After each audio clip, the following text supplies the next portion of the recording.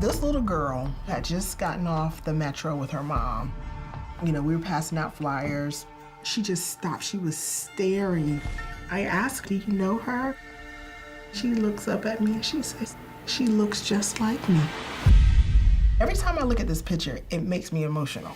We wanted to really look into the issue of why so many people of color go missing, and also why there's not the same attention to those very people. And we would use the lens of the women who run the Black and Missing Foundation, so Derrica and Natalie Wilson, their sisters-in-law, to really sort of follow their story, but through their story, dive into cases and look at sort of specifics around, you know, what is the role of the media? What is the role of law enforcement? Where are balls being dropped? What could be done better?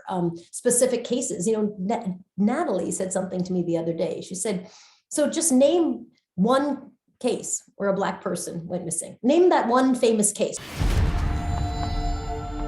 There's so many missing people of color in the US. African Americans remain missing 4 times longer than white Americans. That number is alarming. These are not their jobs. This is a side gig for both of them. Something that they really shouldn't have to do. I mean, it's kind of insane. I do think that anecdotally, and my own personal experience, is that Black women are realists. And so, you know, no one is going to sit around and say, well, I'm just going to wait right here until this gets better. I do so many of these documentaries around that look at specific groups of people of color. I think there's lots of missing Indigenous women where their families totally understand that no one is looking for their loved one. They get it.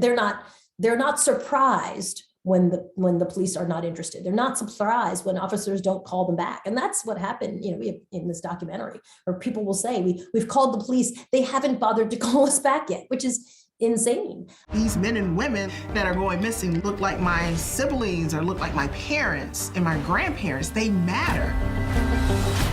Our community matters.